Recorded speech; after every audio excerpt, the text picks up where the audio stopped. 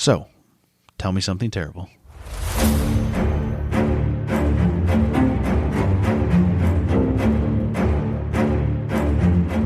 The room does look great. It does. It hasn't been this clean since we moved in. We have no excuses. If it's a shitty podcast, it's just us at this point. It's not the environment. We know it's us. We've known it's us forever. We're well aware. Okay. We are the quality control. Okay, you can start reading. All right. Or whatever we're doing here. I just was checking, make sure I didn't turn my mic off. Whoops. All right. Now, it's gonna go great. See? This is what you get. Okay. Me dropping headphones, making a ruckus. Hi, I'm Tiffany. Hi, I'm Scott. And you're listening to Tell Me Something Terrible. Yeah, you are. Part 3 of 936. That's what the podcast has turned into, is just talking about Satanic Panic, because I want to die young.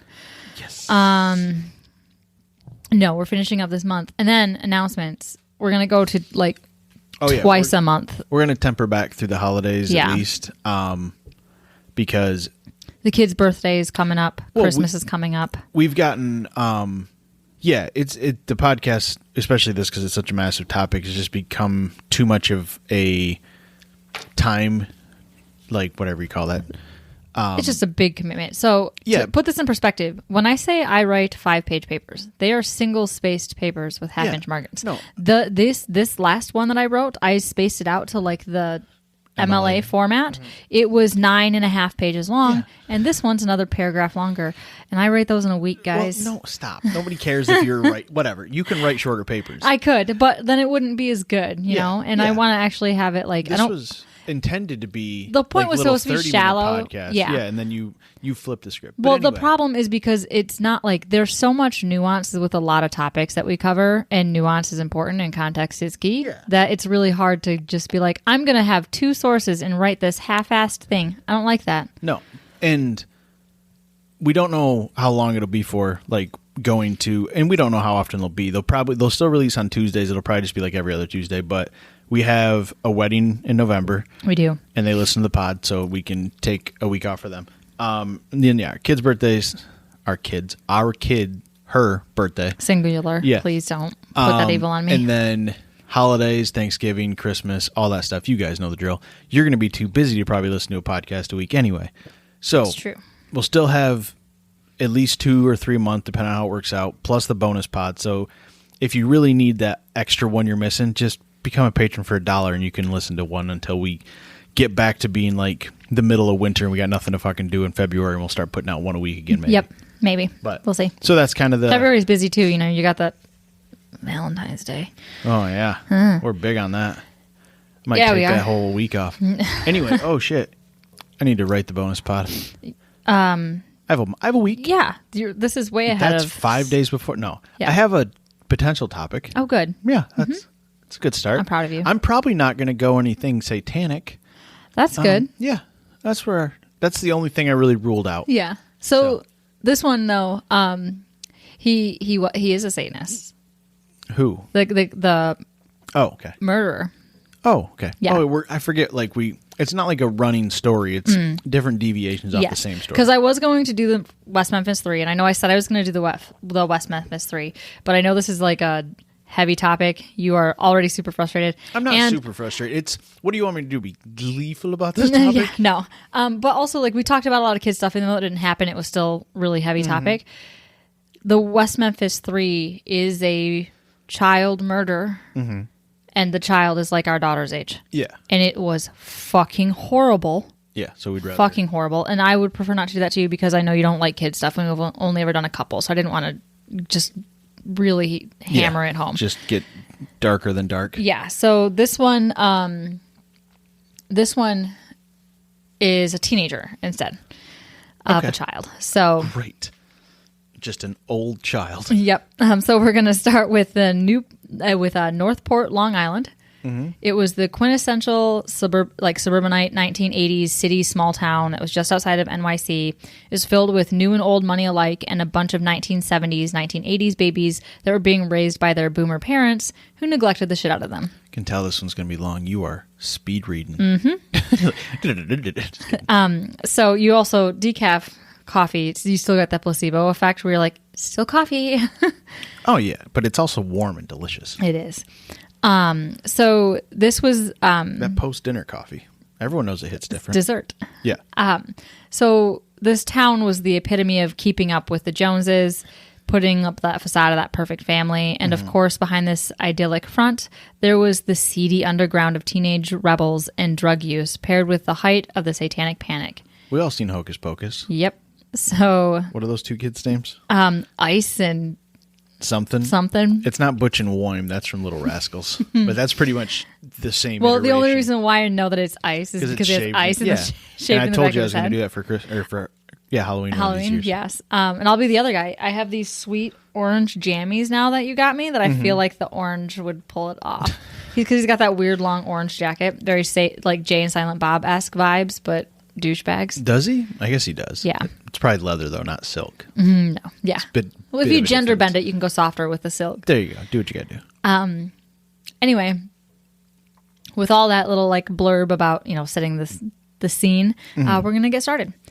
So Richard Casso was a good student and a good athlete in middle school. Okay. He was a completely average kid raised by 2 teachers, and his father was a football coach. His name was Richard Casso? Mm-hmm. Okay. He goes by Ricky. Not Dick? Dick Casso? No Ricky Dick. Nope. No Dick Casso. Okay. Nope. So then Daddy started hitting little Ricky. Not with football pads on? No. Okay. He was both physically and emotionally abusive. Okay, hitting him with words, too. Yep. So this obviously took a toll on Ricky, who was kicked out of the home for the first time at... 13. Yes. Oh, what a good guess. It just seemed like the most Halloween number. Yeah. So his father said that he was a good kid as a child, but then he hit puberty and his, quote, faulty wiring came out. His balls dropped and he tripped a circuit. And Ricky just turned into a different person who was antisocial and couldn't understand morals. Yeah. There's a word for that. It's called puberty. It's called depression. Well, yeah, and it's called you have hair growing out of things and you just want to, not leave your room. Yeah. And instead, and also with parents, that keeping up with the Joneses facade, that like outward, everything is perfect, but at home you get hit.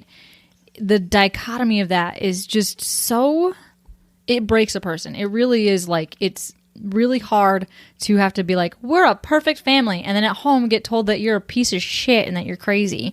Like it's enough to break you down. Yeah. Also, I forgot we record these for like TikToks and stuff, and I'm wearing a cutoff. It's good look. It's something.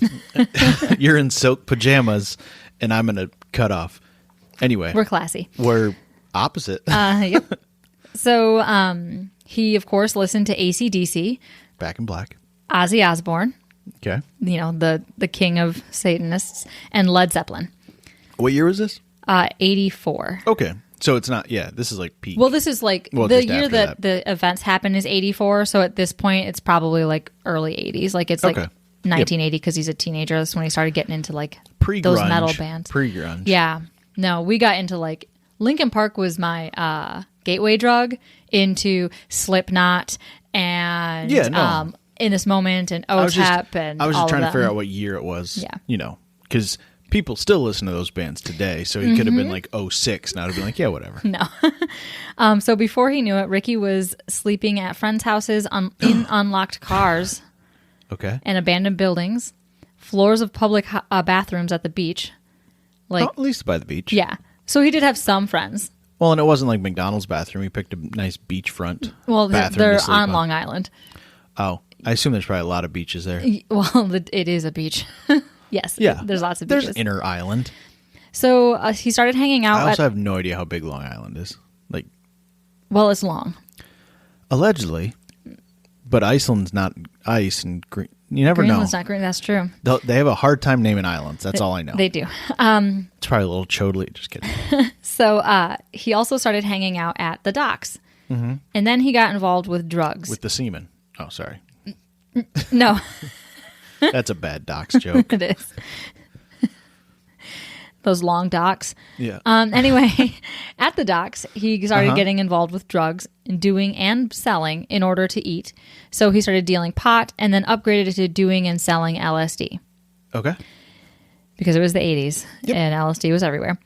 Sure. So one of his peers, did you know that the CIA bought up the entire world's supply of acids for MK Ultra? No, that seems like a lot, though. Mm-hmm. They're just trying to clean up the streets. So how do you think we got the acid? More people made it. No, the only supplier was the CIA. Well, they were the only buyer for a while. And so they were the only buyers. So like everybody in the offices would be like, here, take this, here, take this, here, take this. And some people took the work home with them. Good. And now we have LSD. So one of his peers said that when he... Peers as in a person or peers on a dock? Peers as in a person. Okay, good. So one of his peers said that... English language. It's hard for me, so I just need some clarification. Yeah. Okay. They said that when he got high, he would laugh at you and seem to pretend like he was psychotic. Okay. So, poking the bear kind of teenager. Okay. So right along with the drug addiction came the stereotypical, quote, obsession, according to his father, with the occult. Okay. Because most kids go through that phase. You didn't. Or he owned like 4 CDs, so he just listened to them on loop or whatever. Tapes and vinyl. Yeah. 8 tracks. Nope, it was an obsession. Okay. So it all started with the public library. Oh, whoa. where all monsters are born. This is where he would check out the ever-elusive witchcraft books. Ooh. And they were elusive because literally everyone and their brother at Northport would check them out as soon as they made their way back on the shelf. Nice. So there was just a low-level fascination with the occult. Real business opportunity there. Really? A metaphysical store would have flourished. Right. So it wasn't in the cards.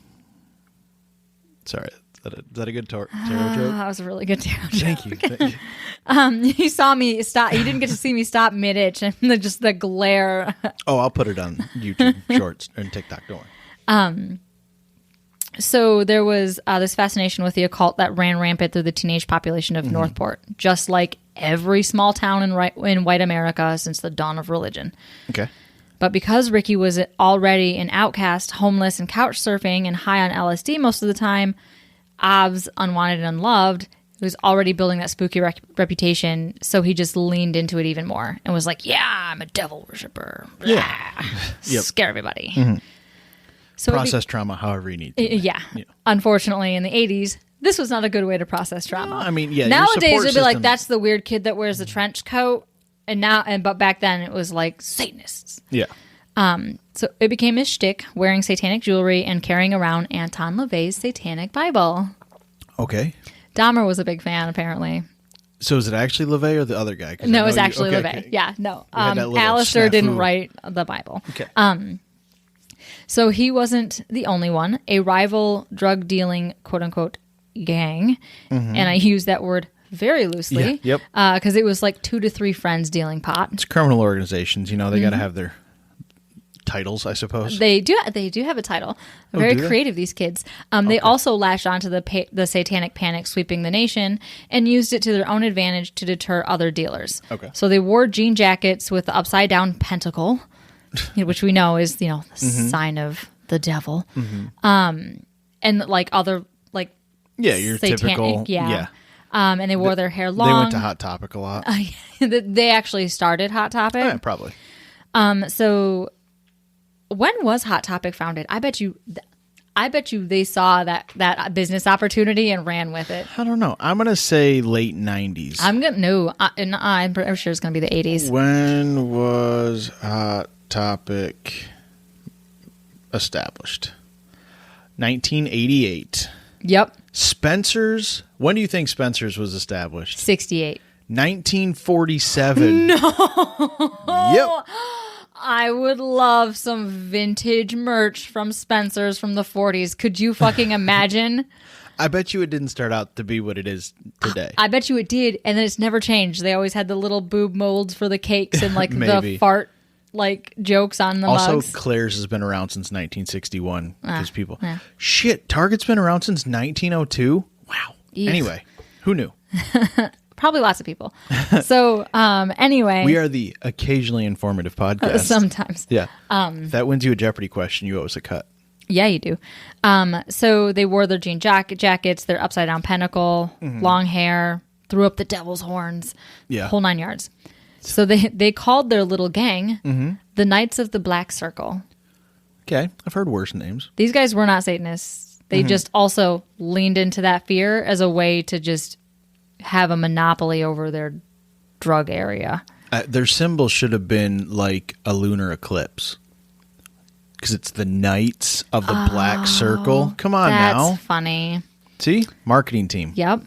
If they ever need me, reach out. So, the growing paranoia around Satanic Panic did trigger the locals to believe. Say what? Did trigger locals. I heard Dick Trigger over there. The Satanic Panic triggered the locals to believe and perpetuate the rumor that the Knights of the Black Circles were responsible for a rash of missing pets in the early 80s. Oh, I'm sure these guys are going to go on to be, exaggerated to be blamed for everything. Yep. The Knights of the Black Circle have struck again in local Long Island. And I had to remember where we were. So, we're coast to coasting this thing. My newscaster, he just pauses for dramatic effect. Oh no, where could they possibly be? Oh, Long Island? That's fine. We're in Michigan. Close the bridge. So it also was said that they held bonfires in this place called... Wasn't there 3 of them? 2 or 3 of them. Okay. Like literally just a couple of just dudes. A massive criminal organization. Yep. So they were also accused of having bonfires in the Azteca, which is this wooded area just outside of town. It's probably the KKK, but whatever. So they performed satanic ritual sacrifices. Yeah, but one is backed by the devil and one is backed by the NRA. Church. Just joking. Yes, the NRA too. Please don't get me started on the NRA. Or the KKK. Or the KKK. Okay. I'm not saying you shouldn't have your guns, guys. The NRA is just not what it used to be. It's in a lot of people's pockets. So anyway, not ours. No, the rich people's pockets. The people that make the laws' pockets. We're looking for sponsors. Then I will change my tune on the NRA. A crazy turn of events. Like, she loves AK-47s now. AR-15 on the wall? Yes. Yeah, we'll hang one up right here. How about some bum stock? God. So anyway, there was rumor that they had the bonfire in the Azteca, and that's where they would do satanic ritual sacrifices by torturing the neighborhood dogs. They didn't. I already assumed that. Yeah. So they just leaned into that scary imagery. But they also stayed away from Ricky. Ricky had developed his own reputation as the Acid King because of his uncanny ease at which he managed to obtain LSD, acid, mescaline, and something other locals referred to as purple microdots, which is a mixture of PCP, speed, and strychnine. Nice. Yeah. So he was dealing a little heavier drugs. He has a chemistry degree on the side. Yeah. Good for him. So as time progressed and more of the local teens joined the seedy underbelly of Northport, Ricky started hanging out with a childhood friend named Gary Lowers. Okay. So Gary was described as a good-hearted kid with a huge heart and a friendly disposition, but was described by one of his friends as the, quote, saddest kid I've ever met. Oh. On the yeah. What a pleasant compliment. Guess which one dies? Gary? Yes. So on the flip side of that coin, he was also known for not being someone you could trust around your drugs because he would 100% snatch it up for himself. Damn it, Gary. So sticky finger Gary over here. Can you figure out where we're headed? Yeah, there's going to be no, I won't spoil it for the people. In case they haven't figured it out by now. Yep. So he would also There's going to be a gang war, and it's going to be 4 people just fighting over meth. It's so much worse than that. No, I know. That's the simplified version. Yeah, it's a very simplified. Yeah, 4. I'm glad you nailed 4. Yeah, there are 4 people. So he was also frequent at the docks and in the wooded area that was known by the locals as Azteca. And then teens regularly hung out in the woods, getting high and having bonfires and using the trails as shortcuts between houses, schools, and after-school jobs. So it really was kind of like just the highway between like the suburb part of it and the down. But just for like pedestrians. Yeah, it was just people. Like, it was just like walking, shortcuts. Yeah. When I grew up in the trailer park, there were shortcuts in the woods everywhere. And my parents were like, yeah, sure, go out and play with your bikes. And that's where you would get offered drugs. No, because I hung out with other children. But yes, not yet. I wasn't quite old enough yet. So Gary and Ricky soon progressed to a drug called angel dust, or dust for short, which is straight PCP. Okay. We learned about that in health class when we were freshmen in high school. It's good, big angel dust problem around here. Yeah, there was a big ecstasy problem around here. I do remember that. Yeah. Like hotel rooms being busted with. Really? I didn't know it was that bad. I know that the entire senior class. That school to the south of us. Oh, yeah. They were more known for it. But it got to Napoleon because I always heard that there were most of the senior class my freshman year was were all addicted to ecstasy. Well, that's probably a gross exaggeration. Probably part of the Satanic Panic overflow. Fucking probably. Where they're like, drugs and your children. Yeah. Watch your candy. There's fentanyl in it. There's not. There was you also just redlined. Yeah, I did, because it's stupid. You're really excited about fentanyl. Yeah, I'm a big drug expert over here. So they made friends with the pair made friends with a local... You're talking Gary? Yes, Gary and Ricky. And Ricky, yep. Yeah. They made friends with a local homeless vet that went by the name of Pagan Pat. Okay. I mean, it's just get it all out there in your title there. Yeah, they called him Pagan Pat, Grandfather Time, and something else, because... he was just a homeless dude. Mm-hmm. Yeah. Pagan Pat. Okay. His name was Pat Toussaint. He was a known practitioner of the occult who only encouraged Ricky's occult obsession. So he wore bandanas and wore satanic stuff, which I'm covered in stones. I'm pretty sure somebody would be like, Satanists way back then. No, they do. Yeah. I see him looking at it. Just kidding. Well, that's why I don't go to church anymore. I'm just kidding. You got your little stone necklace, too. Yep. You're just the worst. Got my green hair. Anyway, somewhere along this timeline, his father did manage to talk Ricky into going back to school and into a rehab center that he was able to talk himself out of by telling them that he no longer wanted to talk to Satan. Okay. I didn't realize he wanted to talk to Satan. Yeah, he's obsessed with the occult. Okay. Yeah. Yep. And he soon dropped out of school again and started living in an apartment with another friend named Jimmy Troiano. Okay. And he was known to be aggressive with scars on his face that no one knew the origin of. Okay. So you got Ricky, Jimmy, Gary. This is. Yep. I'm not going to get confused at all. Mm-mm. At least Pagan Pat's going to be on the straight and narrow. Yeah. He said there were people that described him as having a sense of disquiet about him. Yeah, people don't. Whatever. So there was a fourth. You're like, I could be described as disquiet. Just bad adjectives is really it borders on like bullying of sorts. When you give people, you're like, oh, that person's weird or quiet or whatever. It's they're different from you, and you don't have any better way to describe it. Yeah. So you just point out their flaws. Yeah. Well, and also because I feel like again an overhold from Satanic Panic. Satanic Sanic.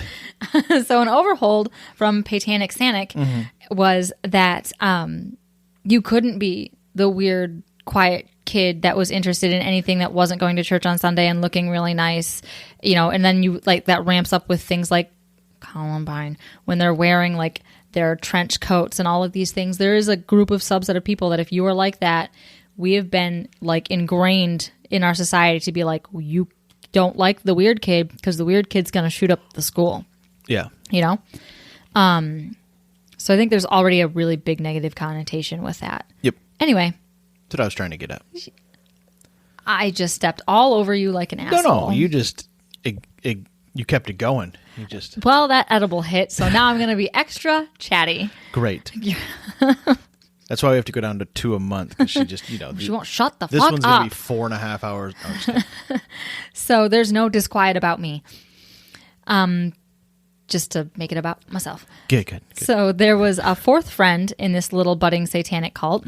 Oh, man, we're growing quickly. Yep. His name is Albert Quinones. Okay. Yep. Don't look at me like I know how to say it. I heard it said once in the documentary I was watching. So in order to fund their drug habits and get food and stuff, individually and sometimes together, all of them began committing robberies as well. Oh, okay. We're escalating this operation. Yep. Maybe sell more drugs. Yeah. Or one of you can have a job, like a real job. Uh-huh. Just options. We're going to get to it. I'm just throwing out options. We're going to get to it. Okay. So when he wasn't at the docks or in the Azteca, Ricky and his friends could be found dealing and doing drugs at two of the one of two local heavily graffitied parks. Oh, it's always the doing your drugs that really eats into your profits. Yes. Yeah. Yes. I think that was the problem, really. Yeah, usually. So Ricky and all of his satanic worshipping drug-addled brilliance joined in on the graffiti fun and sprayed Satin lives. Satin. Because he's a dumbass that wanted attention. He just wanted Satin to live. Uh-huh. Okay. And he wrote it often. It even became a running joke amongst the teens who knew him growing up, the Satin cult. Okay, good. And that there was like a war, like one of them made a joke about how like they would joke about the Satin cult and the lace cult that were fighting. Mm-hmm. It's terrible. Yep. So, well. Yeah, what are you going to do? Spell. School. He got kicked out of his house when he was 13. He's really not, it's not that really good, writing yet. So, it was still inspirational enough that Ricky truly did want to start a little cult himself. Mm-hmm. So he was encouraged by our friend Pagan Pat. So he looked for people that wanted to join his little cult and to lead his little cult, and no one did. So it fell apart before it even started. Excellent. Yep. But Ricky continued further down a dark path of destruction. Dun, dun, dun. I was going to say, should we put in dramatic effect here? So another local teen had broken into a 1930s mausoleum at the local cemetery and snatched themselves up a skull with the intent to sell it for $500 in the city for drug money. Okay, I didn't realize there's such a market for skulls. Yeah. Those Satanists. Telling you, that metaphysical shop idea. Yeah, it would have taken off. So this piqued Ricky's interest. So he wandered into the woods to an abandoned Civil War cemetery. Here he dug up 2 graves in the attempt to make himself the owner of a skull as well, so he could use it to get in touch with Satin at a ritual that he was going to perform with Pagan Pete at the Amityville Horror House. That's a lot going on there. I know. So he's in a Civil War. He's becoming a Civil War grave robber. Yes. For not just like stuff, but for the actual skull. Yes. And then he wants to go to the Amityville Horror House. Yes. With old man Pagan Pete. Yes. And have a Satin ritual. A seance, essentially? Yeah. Okay. Yep. Terrific. Mm-hmm. I mean, you're like a full moon away from opening a portal to hell there. Yeah. Which I guess is what he's trying to do, so. Yeah, he really was. He wanted to talk to Satin. Mm-hmm. So another teen cutting through the woods, literally fell into an open grave and called the police, who started investigating, and they made their way to Ricky. Yep. When he was arrested and searched, they found a list of, quote, dignitaries in hell in his pocket. Okay. So he was who he's going to chat it up with? I have no idea. Okay. They don't ever really say what it was for. Okay. So he was developing quite a reputation. And side note, I did find this in a separate source. That satanic ritual was actually a Germanic pagan festival ritual when evil spirits gather together. It's called Walpurgisnacht. Probably something like that. Yep. Which, to be honest, probably really isn't like a night where evil spirits gather. It's probably, been perverted into something else to fit a different narrative. So that's actually what he was doing. Okay. He probably got all that information from Pagan Pete anyway. Yeah, or exactly. Pagan Pat. Pagan Pete was his cousin. Yeah. He was out in California. Gotcha. Yeah. So once his arrest hit the local newspaper, a local reporter contacted him for an interview, and in it he said, Ricky said, quote, "I went through a phase a little while ago where I was into devil worshipping and I was into drugs and stuff, kind of trying to downplay his occult obsession." Okay. So the local teens knew after watching the interview that every authority figure in town, parents, police, everybody, was going to be completely unhinged, and suddenly every kid was being asked if they were involved with Satanism. Naturally. So in the meantime, Ricky's friend Gary's legal troubles were also ramping up. He had recently gotten caught for stealing from a friend's father. So now Ricky was released from jail with a court date scheduled for June 1984. Okay. While Gary was out on parole. So both of them had spent a little bit of time in jail or headed to jail. They both just happened to be out currently. At the same time. Mm-hmm, at the same time. So Gary had himself a job washing dishes. Oh, good. But he continued to steal from his friends and family.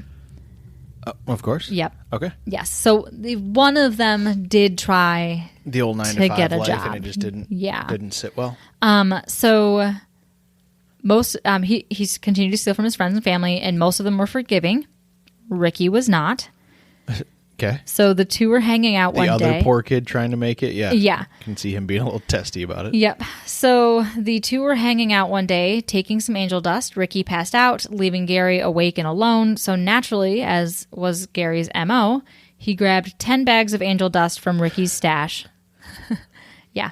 Smoked 5 of them. Jesus. Put the other 5 back, along with $50 to pay for what he stole. Okay. Well, this pissed off Ricky to no end. So he wound up beating up Gary a couple, like 2 or 3 times for the transgression. And so Gary stopped going down to the docks, sort of disappeared for a little while, which is what he was... not nearly as bad as I thought. I thought he was just going to steal the 10 and just leave. Yeah. Instead, he tried to make it right. Had some guilt, put it back, paid for what he stole. Yeah. Essentially, he just bought them off him. Nope. That's not how Ricky saw it. Okay. And we'll get to it. Okay. So Gary disappeared, kind of cut off contact from everybody because he was concerned for his safety since he'd already gotten his ass beat. And this is something he was wont to do. Gary was also a frequent runaway, so no one really thought like anything of him disappearing. Yeah. So fast forward to mid-June. Hold on, I have to pause for a coffee break. Oh no, not a coffee break. It's getting serious. So we're going to fast forward to mid-June to Ricky's court date. His father drove him. Ricky pleaded not guilty for grave robbing. Okay. Yep, this is just the grave robbing. It's probably hard to get proof on. There's not like security cameras, I assume, in the 80s in a Civil War cemetery. And this cemetery is literally in the middle of the woods. It's like how you run across like random like Native American burial grounds. It's like that, but with Civil War. Because this is New York. Like, that's where a lot of it was at. How'd the guy randomly fall into the one? Because he left it open. Because they walk through there all the time to pass through. That's why I said there's shortcuts. It just seems like a lot of hearsay. Yeah, this guy fell into it. No, they interviewed the guy in the documentary I was watching. He was a friend of Ricky's. Like, they interviewed a shit ton of his friends. He probably wanted to be the new Ricky. Yeah. He's framing him. Anyway. Yeah, it was actually him. Yeah. Yeah, he's the one who wanted it for, like, the little, like, some weird altar he's got in the corner of his mom's basement. $500. Yeah. You know, that could be true. He could have just made this all worse. We don't need any more wild speculation. So, his dad drove him. Ricky pleaded not guilty. On the way home, Ricky's dad officially cut Ricky out of the family and took away any financial support because, like, he would come back every once in a while. And he'd be like, sure, we can try to fix this. And then it fucked up again. So this was the last straw. Yep. He was like, nope, sorry. Drops him off in front of a local head shop, which is like a motorcycle store-ish thing, leaving him to fend completely for himself. Okay. How old is he at this point? Upper teens, 17-ish. 18-ish? Yeah. Okay. So this left Ricky, but it doesn't matter. He's been homeless for I know. 4 I was years. just curious where we are in Ricky's life. His dad literally kicked him out in middle school. He was in 7th grade. Yeah. He was like, deuces, good luck, bro. Yeah. I'm not sympathizing with the parents at this point. I'm just trying to figure out where we were in Ricky's... In his timeline? Yes. Yeah. So this left Ricky in an even more unstable mental state. So his current headspace at this point in time is real fucked. Well, it's 90% angel dust, so... Yeah. And the other 10% emotional... is broken, yes. Trauma. Yeah. So now, having literally nothing but a lean-to made of old pallets and a tablecloth pitched in the Azteca. That's where he was living. Seems like a good situation. Okay. At least it's June and not January. Exactly. So the following day, June 19th, 1894, Gary finally made an appearance down by the docks, figuring that enough time had passed, he was safe, he'd paid Ricky back, he got his ass beat a couple times, he's like, I disappeared, let things cool down. My debt is paid. Yep. That's literally what he told his mother. Okay. He literally told his mom that day, I didn't write this down, but this newspaper reporter was interviewing like family and friends and stuff immediately after his funeral to try to get like not tabloid headlines. And he told his mom that he was like ready to overturn a new leaf. He wanted to go back to school. He was like gonna get his job back. Trending upwards. Yeah, he told his mom, I've paid off my debts, and now he's like, I'm happy and I have friends and I want to make this work. Yeah, and then this happens. Okay. So he figured his little transgression had been forgiven by Ricky. Others that were there that night said that it was a whole vibe. Everyone was high and hanging out and having fun. And Ricky talked Jimmy, Gary, and that fourth friend, Albert, to go into the Azteca and have a bonfire. Okay. And since everyone was feeling good and getting along great, all of them were like, yeah, let's go. Okay. So Gary was already high, swearing that he'd seen a ton of cats at the local park, but Albert wasn't high. Not yet. Okay. On the walk, he was finally worn down because he was like, I'm not going to get high. This Albert kid. He was like, I'm not going to do it. I'm fine. But on the walk, he was finally worn down by Ricky and decided to just do one hit of mescaline, which I have heard can really fuck you up. It's a psychedelic. It's a very hallucinogenic drug. Okay. So all of them are high and happy at this point. At some point in the night, someone had acquired Dunkin' Donuts and they were eating them. Excellent. Like good choice all around. That's very East Coast of them. I do not know why I have to include it because every source I found was like the Dunkin' Donuts. And when you read through the transcript of the interviews or watch the documentary, these kids were pumped. Like going back and talking about that night, they were Donuts. Like, yeah, and then so-and-so went and we're like, I got a car, let's go get Dunkin' Donuts. And he was like, yes. Hey, it's little things, I guess. Because they're still kids. They're still like, hell yeah, let's get donuts. Right. Oh, it's so sad. Anyway, so the group made it to a little field and tried to start a fire. This isn't the first time Ricky had tried a fire that night, so he already knew it was going to be a struggle because the ground was too damp. Okay. So Gary was asked to donate his clothes to the fire. So he took off his socks to help start the fire. It worked. So Ricky insisted he add his whole jacket, but Gary agreed to just the sleeves to his jacket as fuel for fire. So Ricky helped Gary cut off the sleeves to his jacket. Okay. Okay. And then Gary had the worst epiphany of his life. He told Ricky, quote, I have funny vibes that you're going to kill me. Okay. And Ricky insisted he wasn't going to, asking Gary like over and over again. It was like a conversation they just kept having. He's like, I'm not gonna kill you. Why would you think I'm gonna kill you? Like calling Gary crazy. And then Ricky snapped and started beating the shit out of Gary. Are the other two there? Jimmy and Albert? Yeah. Yes. So at this point, Albert is reaching the peak of his high. That's probably good and scary for him. Jimmy joins in on the fight. Albert just watched it all, like frozen, tripping the entire time because he was like, this isn't Which side does Jimmy real. join in on? He joins in on the fight against Gary. Oh, that's not good. Yeah. Yep. So both Jimmy and Ricky were kicking Gary in the ribs. Gary managed to stand back up. Ricky bit him on the neck and ear in return. Huh? Okay. Didn't see that one coming. And, well, they're high on a lot of drugs. Yep. And then he pulled a knife out of his pocket. His shitty pocket knife that he bought from that head shop. Oh, that his dad dropped him off? Yeah. That? Okay. So Ricky stabbed Gary with that pocket knife. And Albert thought it was a nightmare. He just couldn't move. Like snap out of it?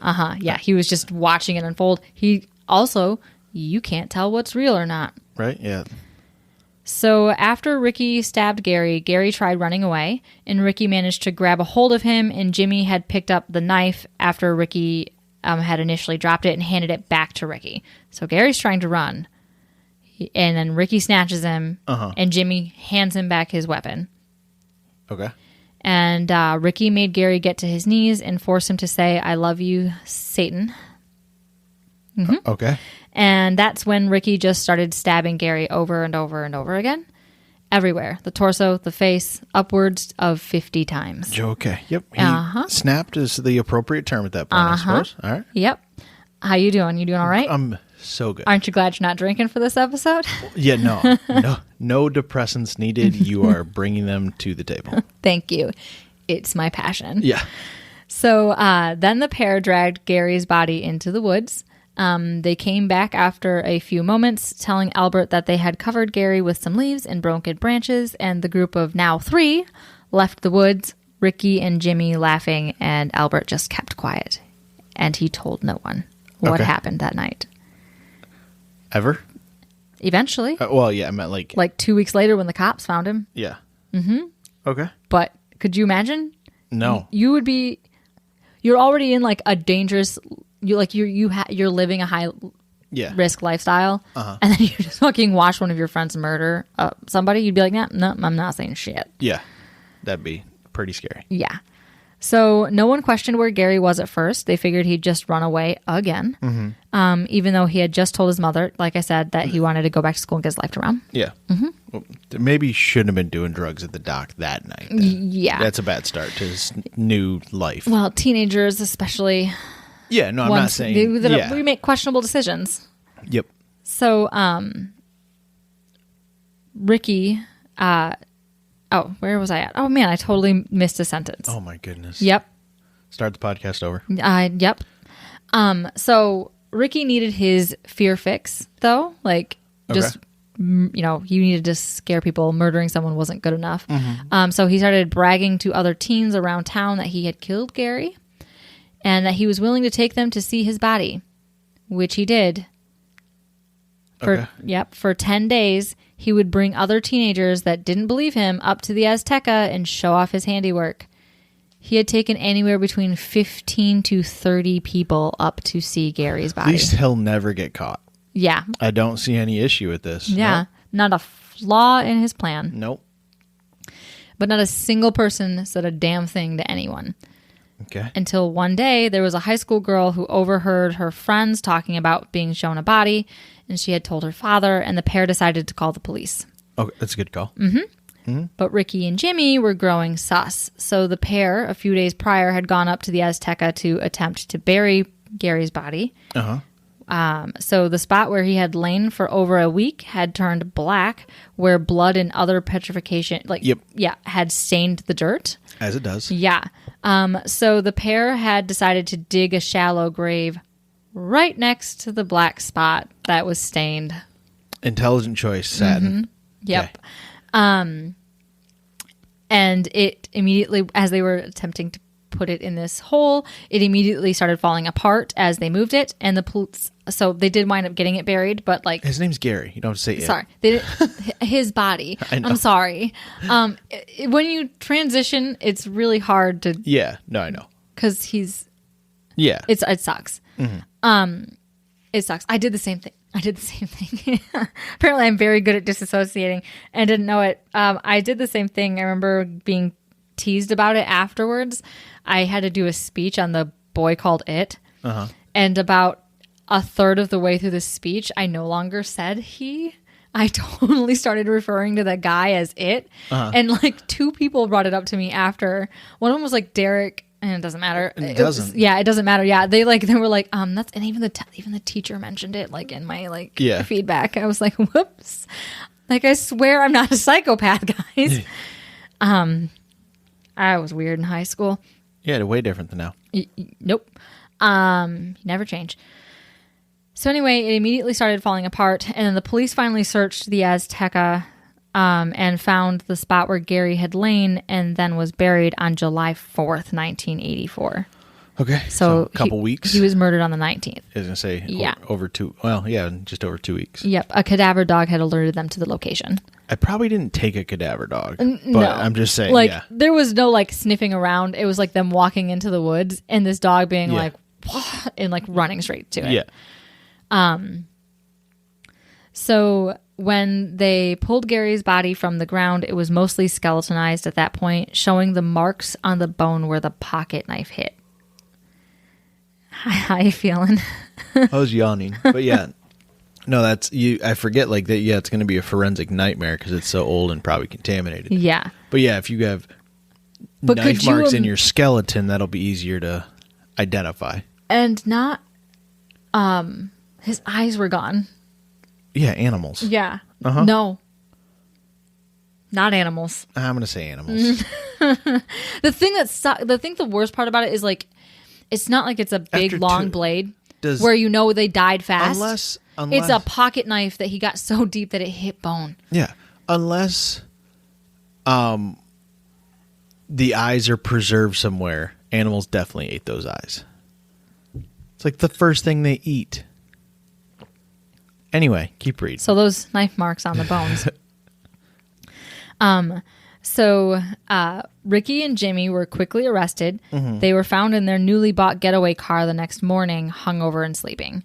Okay. So literally like a couple days before, they went up to the city. They got a car because they're like, we need to get out of this town. And instead of just leaving, they went back and slept in the car in North Part, like before.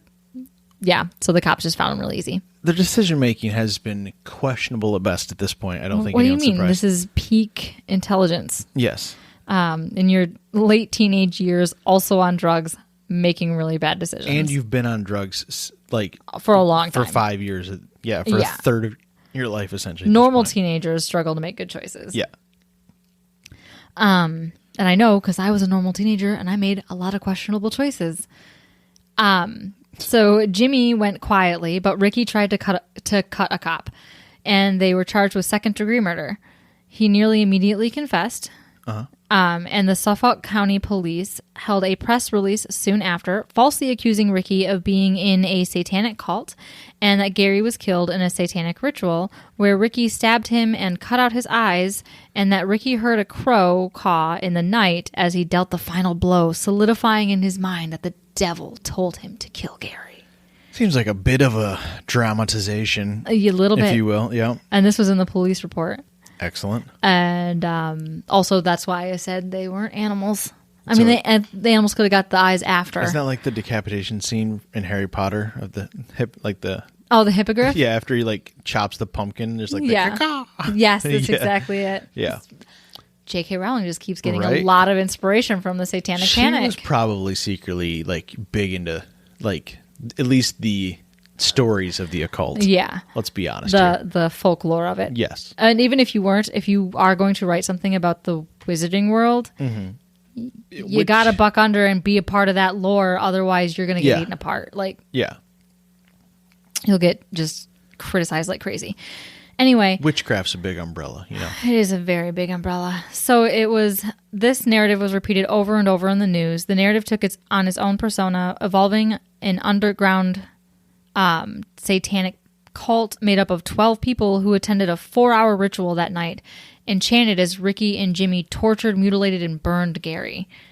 Okay, wow. Mm-hmm. Yeah, that's what it escalated to. Yep. That's what the news said was happening. Excellent. All the way to Israel.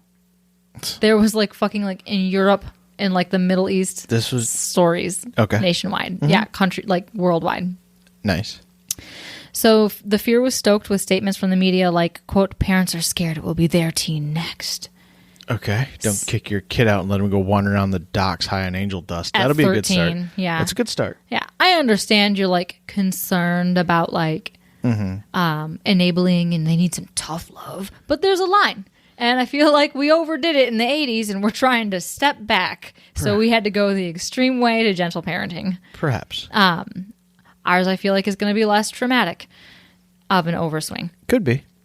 Time will tell. Yeah, you're right. When they're like having panic attacks because a feather fell. Yeah. It could backfire. Anyway, the Satanic Panic had taken hold of Northport, and it continued to grow.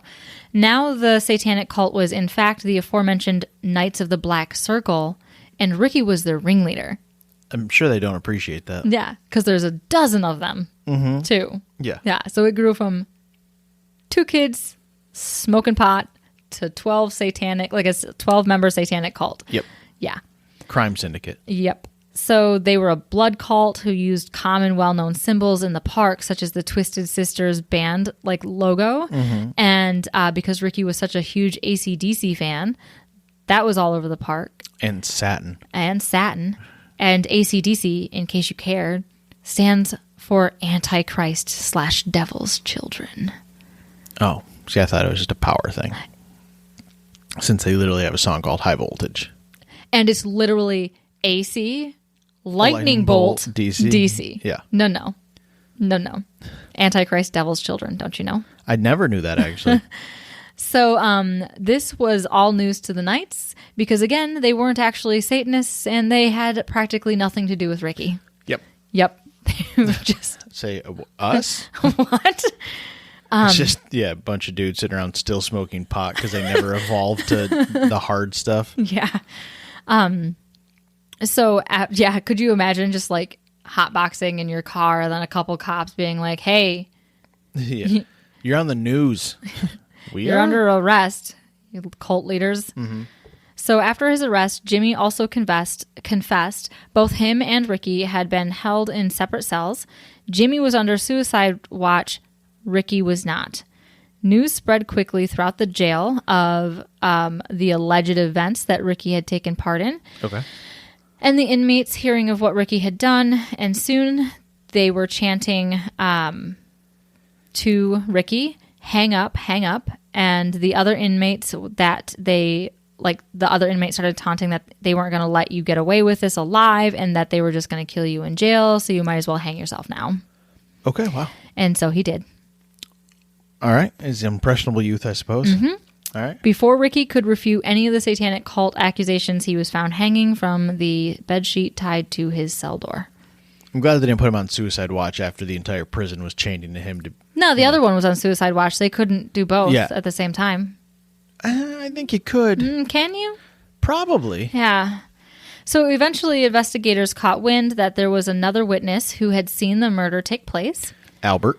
Yes. Okay. So this information was leaked by Jimmy's lawyer. So Albert was interviewed. The initial false police report was pulled and replaced with an accurate report. Weird. Didn't matter because it was already, weeks later. You already had the press conference. Yeah, most people moved on by then anyway. Nope. Literally the entire world and all of Europe, headlines were being made regarding the satanic cult murder in this sleepy little beach town. Mm-hmm. And then born-again Christians showed up, picketing all of Northport in the aftermath of the discovery of Gary's body. Picketing what? The guy that just The teenagers and all the Satanists and the cult of the Black Circle or whatever. You're boycotting a murder that's already happened and the murderer's already killed himself. What are you boycotting? Go home. Satanists. Go home. Hashtag save the children. Hashtag go home. So it's just like those. Go back in front of Planned Parenthood. This is over here. Where, guess what? They don't do abortions at our Planned Parenthood. You knew it was going to trigger me. No. You knew it was going to make me mad. Go back to your story. So anyway, Jimmy's defense was built around the fact that everyone was tripping. Defense. His defense. Yeah, his dad was a football coach. He's probably out there drawing up the X's and O's. That was the other one's dad. Sorry, that was, Yeah.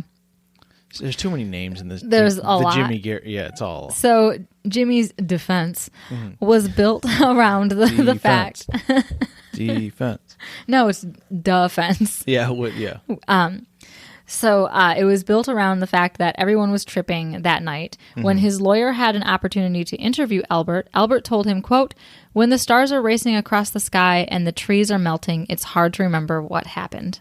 True. Yeah. And that became the linchpin in Jimmy's case. Did they just disregard Albert's testimony? No, they had Albert up there, and he literally told them what he told the lawyer, and to drive home the fact that like no one's going to know exactly what happened. Here's your giant seed of doubt. Yeah. Because this motherfucker.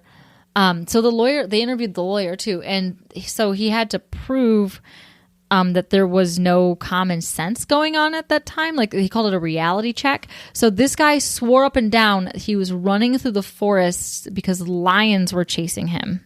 Okay. Okay. And then the lawyer goes, "Well, don't you know? The local zoo that morning, they had some animals break out. There really was a lion." And this fucking teenager on the stand who's done drugs his whole life went, "Really, man? So that was real?" Like, that was what they used in their defense to be like, these kids have no clue what was going on. You can't believe what anybody says. And that was enough doubt to get Jimmy off, even though his story had changed 4 different times. Okay.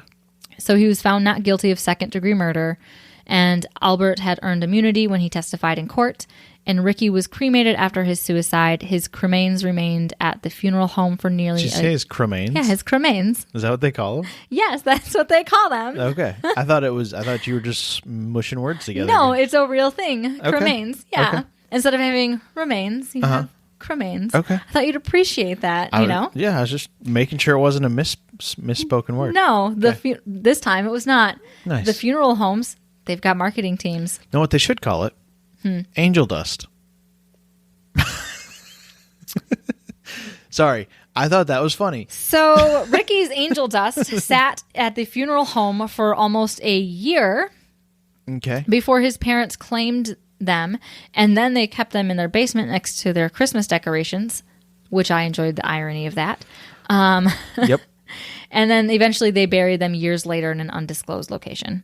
Okay. So despite all the fact that this was just an old-fashioned murder between two people that used to be best friends fighting over stolen and paid-for drugs.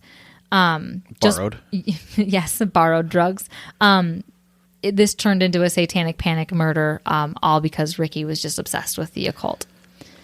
As it does. Yep, because that makes better news stories. Yeah. These kids don't have any common sense, but we have all the logic in the world. Mm-hmm. Mm-hmm. And that is the story of the inspiration behind the Wheatus song "Teenage Dirtbag." Oh, okay. Yep. Which has grown popular lately. Yeah, it has. Right. So the amount of stories and books, and also false books, that this inspired is like outstanding. And I didn't really know this one. I knew there was a kid who was a Satanist that showed people a dead body that he killed. That was the only information I knew about this. So when I found it, I was like, this is so cool. And then on the Wikipedia page, it is hella long. All the like inspiration for a lot of the pop culture we have today. And I'm like, man, why don't I know this story? Like it had a huge impact on like movies and books, and band names. And anyway, it was interesting. Yeah. There's a silver lining somewhere in the story. I suppose. It brought us Teenage Dirtbag, which is now a trend on TikTok. Yes, or it was. I think people have moved on. Yeah, I think so too. So, sources. Okay. The Acid King documentary, allthat'sinteresting.com, Ricky Casso. 17-year-old Satanist killer that shook the suburban town to its core.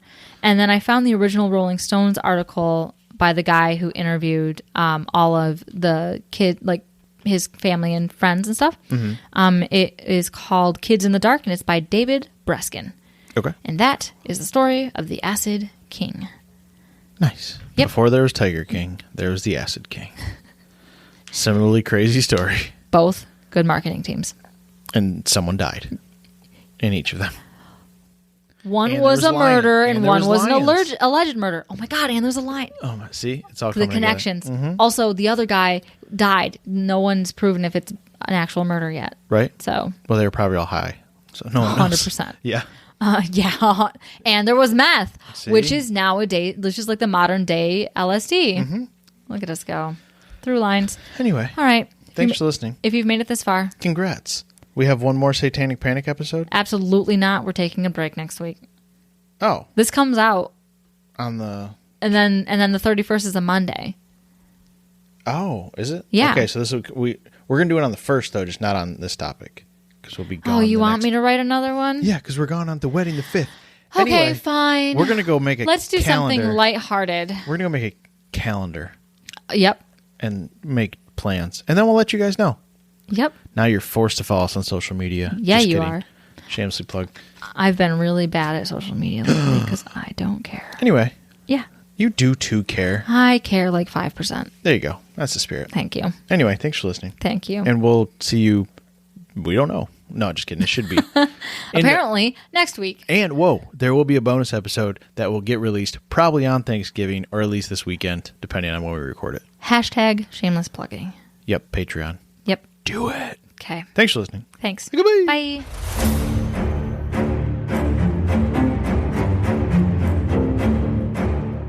Oof, that was terrible.